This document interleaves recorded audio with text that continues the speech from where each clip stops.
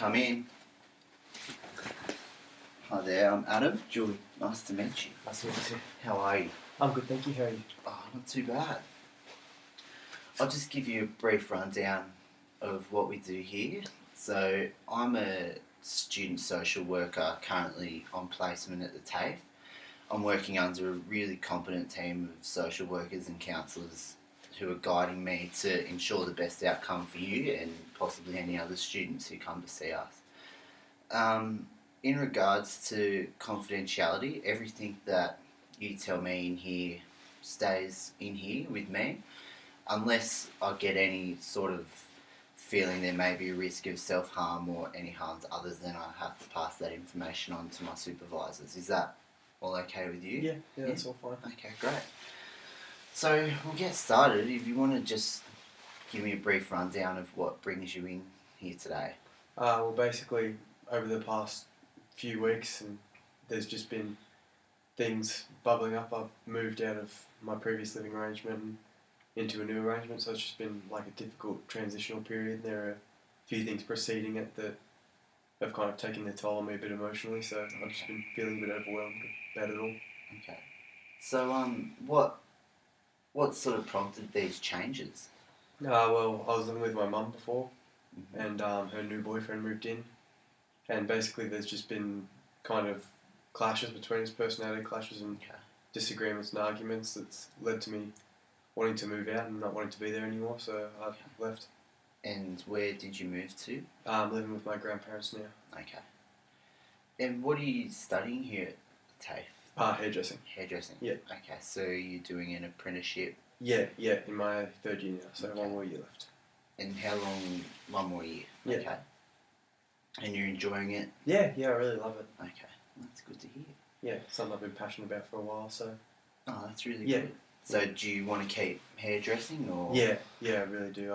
I tried it for work placement at school when I was in year 10 and I really enjoyed it and decided that it might be something I want to pursue, so I basically checked out the avenues to do that and it's come through TAFE and then do an apprenticeship, so yeah, I'm happy with where it's at now. That's great. So, just going back a little bit, this change in living situation with your mum's new boyfriends, how did that sort of come about? Well, she started dating him about 9 months ago, and he moved in pretty much as soon as I started dating. And once he moved in, the way he tried to kind of become, well, I guess in casual terms, the man of the house. Okay. And that kind of put me the wrong way and put me offside with him a bit, which led to a few arguments, and basically just got to the point where I didn't want to be there anymore. I wanted to be around people that I thought were more kind of caring and more like family than just some stranger that's just moved in and tried telling me to live the ways he's trying to make me. Okay. That's understandable. No one wants to live in a situation like that. Yeah. So was it just you and your mum? Yeah, just me and mum before him. My dad lived with us, but him and my mum separated when I was 9 years old. Okay. And since then, for the past 10 years, it's just been me and mum by ourselves and no one else. So no siblings or... No siblings. Wow, that would have been a really big change having a man come to live with you. Yeah. Big change. And your mum, has she changed at all since he's moved in or...? Not really. She's still pretty much the same person. It's just that when we have our disagreements, mum kind of doesn't take my side. Okay. She kind of just stays there but or ignores it and pretends there isn't anything happening. Okay. And she kind of just, like I said, turns her back to it, a blind eye, and just pretends none of it's happening and removes herself from the situation, which feels pretty bad because I thought being her daughter and her only child should probably give me support and put me before someone else. Yeah. And what was your relationship like before he moved in? Really good. We're really close. We did everything together. We'd stay in on Friday nights and watch movies together.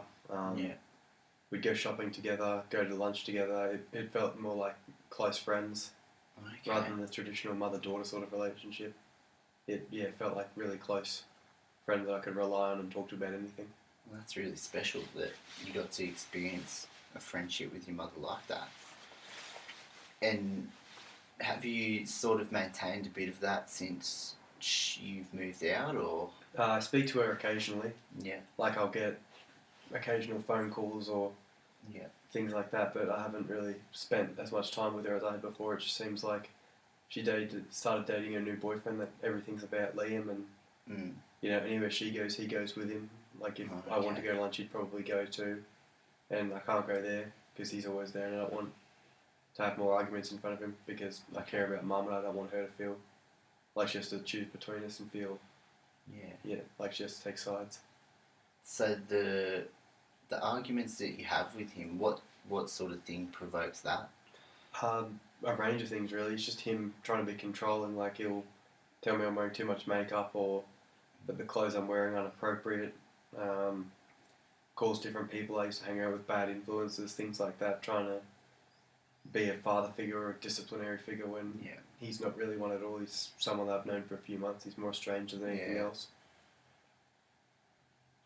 Yeah, that must be tough having someone come into your life like that and trying to take a position of a father. And your mum's reaction, you said that she sort of stays out of it. Have you spoken to her one-on-one about the issue, or? I've tried to, but it seems like every time I do, she just kind of sweeps it under the rug. Yeah. Like says, oh, okay, I'm sorry about that. I'll make sure I talk to him about it, but nothing changes. Okay. I'm not sure whether she just forgets or she doesn't want to, scare him away or chase him off and that kind of thing. But it hasn't changed any of his behaviour towards me or him trying to give me orders and push me around with things. Okay. So you moved. So obviously that's what caused you to move out. Yeah. And you're now living with your grandparents. Yeah. Yeah, my grandma and my grandpa. And how's that going for you? Good and bad in patches. I like living with them. I have a close bond with them and have since I was little, but it's just little things that I didn't really think about before I moved out. So they go to bed pretty early, which means I can't go out socialising as much as I'd like, or and them being pretty frail. I basically do everything around the house, clean, pack things up. It basically feels like it's kind of a carer's role and sort of a role where I'm there and I don't have as much freedom to do what I want. Like I said, I don't go out socialising very much, and they live in a small place that makes do with what they have or what they need, so I can't exactly have people over. But I don't want to kind of get to a stage where I start being ungrateful towards them, because I'm really grateful for them taking me in, and I want them to kind of know that I'm grateful for them having me as part of their home. Well, that's excellent that you're able to acknowledge what they've done for you. Yeah. Because a lot of people aren't in a position like yourself where you have someone like that to call upon, and that you care for them too. That's really important. Yeah. And has living with your grandparents affected your study or apprenticeship at all? Not really. The only thing I've really noticed is it takes me a bit longer to get to and from TAFE now. It used to be a 10-minute drive down the road. Now it's about 30-40 minutes in public transport. Oh, okay. And things like that aren't really that reliable. Yeah. They can basically just delay your train or cancel a train without much notice. Whereas living at home, Mum used to just drop me down at TAFE and pick me up every day. Yeah. So it made things a lot easier. That's the only thing that's really been as difficult. I'm still doing all my work and handing things in on time. Yeah. Yeah. Well, that's good. It's good you're able to do that. Does that sort of come from the passion of hairdressing? Yeah, it's something I'm really interested in. I have been interested in for a long time, so the work doesn't feel too much like work to me. It's something I'm really interested in and really passionate about, so that's kind of made the whole taking to it a lot easier and made it, a bit better and more interesting than school. I was never really interested in anything at school, but with this I feel like I found something that I want to do and something I'm interested in, which makes the work seem a lot less like work. Yeah. Well, that's good. You're really lucky to have that passion for something that is so readily available as a career. It's really good. Thank you. And on like a financial side, has that sort of changed since you moved in with your grandparents? Like, has cost of living gone up, or? Not really. When I was living with Mum, anything I spent money on was pretty much socialising anyway. It wasn't really spent on things like food or board or day-to-day living. It was just more spent on socialising. Whereas here I've still got enough money to kind of scrape by. The money I'd usually spend socialising is going towards paying things like food and transport. But like I said, I'm just scraping by. I'm not in any financial trouble. And do you think the sort of lack of socialising you've been doing, is that taking a toll on you at all, or do you feel like you could maybe want to get out a bit more? Yeah, it's not taking a toll on me to the extent where it's like making me miserable, but it's just a bit annoying seeing everyone go out after class, or knowing that people are out having fun and I can't. Yeah, it's more that than anything else. It's not like it's making me depressed or miserable at this stage. Okay.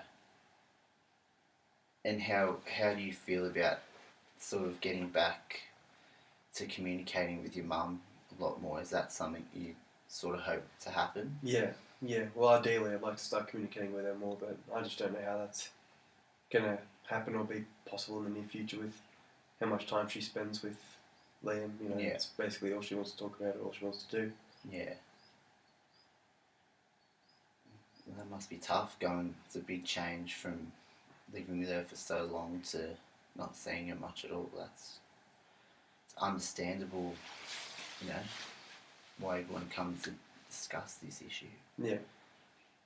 And your dad, you said he was in Adelaide. Yeah, he lives interstate.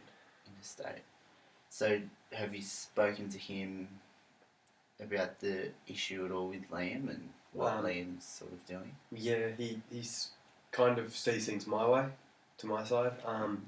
Probably because he hasn't met Liam and probably doesn't like the idea of mum dating someone else, but he takes my side, but there's not a lot we can do with it. With him being in Adelaide, he works all the time, and we've talked about the possibility of me going over there, but it's just not doable at this stage.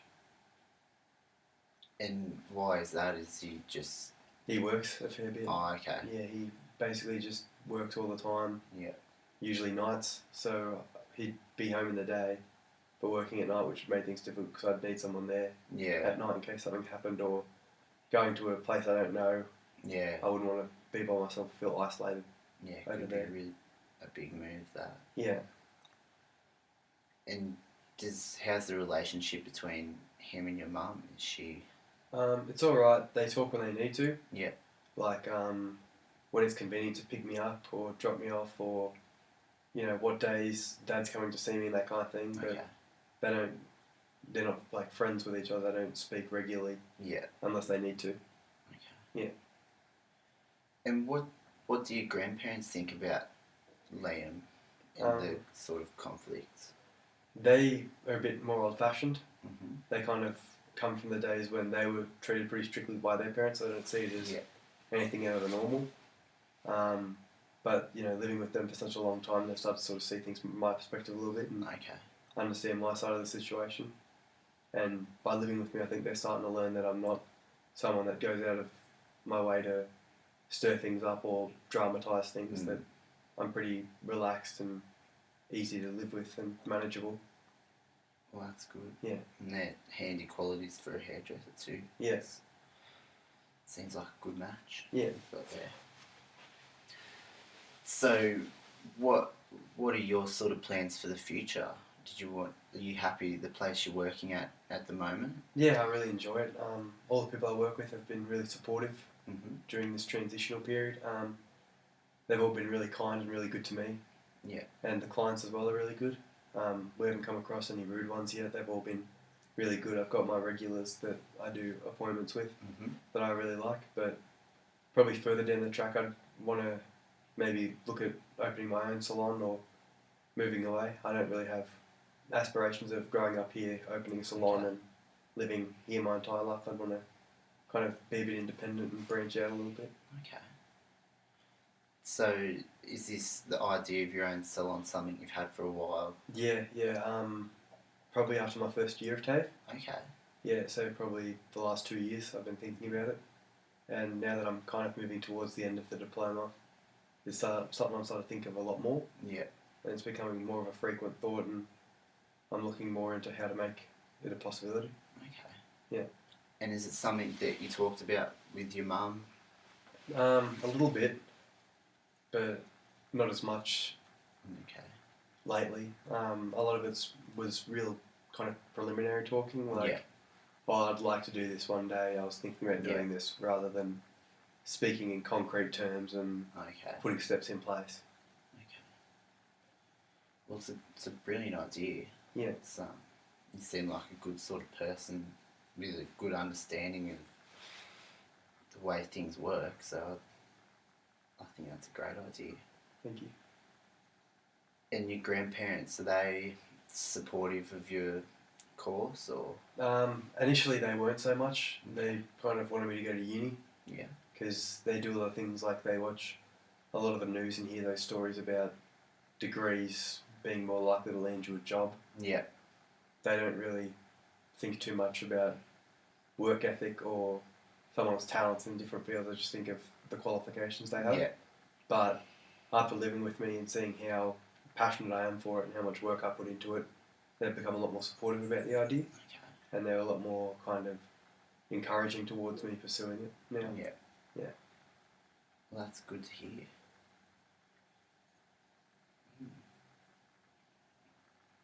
And with Liam, did he have any sort of input in the drive to start your own business No. at all? No, not No. really. I don't know whether Mum's told him anything about it. But Okay. I didn't. When Yeah. I was there, I didn't have much to do with him. I tried to avoid him where possible. Okay. Yeah. Well, just to sort of go back over things, you've moved out of your mum's house due to the conflict with her new boyfriend and his sort of attempts to be like a dictating father figure. Is that sort of right? And you're now living with your grandparents, who are beginning to sort of empathise with the reason why you moved into their house and support you a bit more in your course and that sort of thing. Yeah. But you're really looking for a bit more of a little bit more independence. Yeah. And a bit more time to yourself to sort of see your friends and go out, which you haven't sort of been able to do since you lived with them. Yeah. Is that? Yeah, Does that's that pretty sound like a much fair assumption. Yeah, that's pretty much it. Okay. Well, I think it's been really admirable of you to bring yourself in here today. It's a big thing, making the first step to creating some changes. Thank you. And I would like to have a chat to you again. I'm here 5 days a week, the same days when the classes run, and I'm happy to reschedule another appointment in the next week or two. I think, another chat could help, and we'd just have a look at what's going on. Yeah. And if you want to reschedule an appointment, and I'll just check you're happy with everything that's been said, and you feel happy to go home and safe and everything. Yeah. Okay, great. Well, great. Thank you for coming in. Thanks. And very much. I'll see you next time. Right, sounds Thank good. you. Thank you. So this turned off halfway through. I don't think it did.